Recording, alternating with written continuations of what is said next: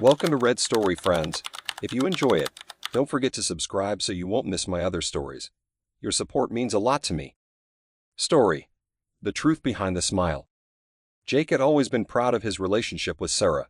At 38, he never imagined he'd marry a woman 13 years younger. But when he met Sarah at a mutual friend's barbecue, he was immediately drawn to her. Her youth, beauty, and infectious laugh lit up the room, and soon they were inseparable.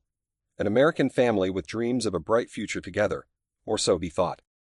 For the first year, their life seemed picture perfect.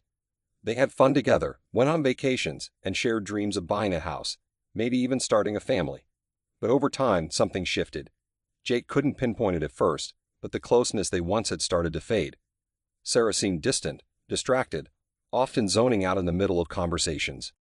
At first, Jake brushed it off, convincing himself it was just a phase.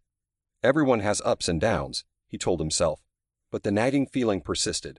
She was still kind, still smiled, but her warmth felt artificial. Every time he asked her what was wrong, she would smile and say, "It's nothing, Jake. Everything's fine." But Jake knew something wasn't fine. It gnawed at him, especially during quiet moments. Sitting across from her at dinner one night, he watched her play with her food, eyes unfocused. The silence between them was heavy. He had to know the truth. One Friday night, after months of avoidance and surface-level conversation, Jake couldn't take it any longer. They were sitting in the living room, Sarah scrolling absent-mindedly through her phone while he stared at the TV. His heart pounded in his chest as he tried to summon the courage. "Sarah," he started, his voice thick with tension, "we need to talk." She looked up, surprised by the seriousness in his tone. "About what?" she asked, her smile fading. Jake took a deep breath and leaned forward, resting his elbows on his knees. "About us. I know something's wrong, Sarah. I can feel it. You've been distant for months now, and I need to know what's going on." Sarah's face turned pale. She sat back, avoiding his eyes, and said quietly, "I don't know what you're talking about, Jake." He shook his head. "Don't do that. Don't pretend everything's okay when we both know it's not." Sarah hesitated, and for a moment, Jake thought she might finally open up.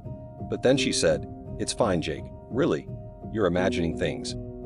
Jake's patience snapped. "No, I'm not imagining things," he said, raising his voice slightly.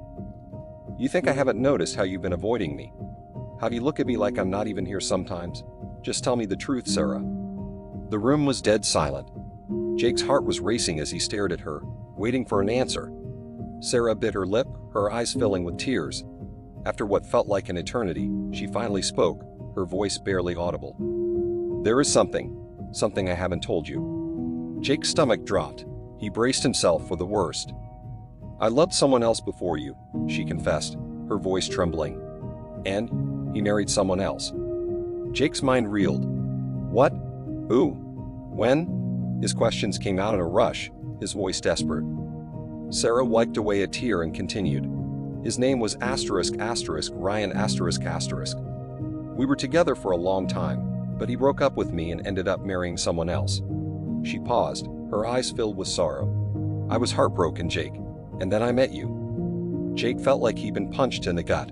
He swallowed hard and asked the question he was afraid to hear the answer to. Did you marry me to get back at him?" Sarah didn't respond immediately. She looked down at her hands, twisting her wedding ring nervously. The silence was deafening. "Sarah, did you marry me because of him?" Jake's voice was filled with hurt, but he needed to hear her say it. She remained silent, her eyes filled with guilt. That silence was all the confirmation Jake needed. His heart shattered. The next few days were a blur for Jake. He went through the motions of life, but inside, he was crumbling. The woman he had built his life around, the woman he loved more than anything, had never truly loved him. The realization was unbearable. One evening, Jake sat alone at the kitchen table, a bottle of whiskey in front of him. The house was quiet, too quiet. Sarah was upstairs, probably avoiding him again. He stared at his wedding ring, turning it slowly on his finger. "I gave her everything," he whispered to himself. "And for what?" Several weeks passed, and though they tried to move forward, the weight of Sarah's confession hung heavy between them. Every interaction felt forced, every conversation stilted. One night, after another painful dinner in silence, Jake decided he couldn't live like this anymore. He sat Sarah down and looked her straight in the eye. "Sarah, I love you.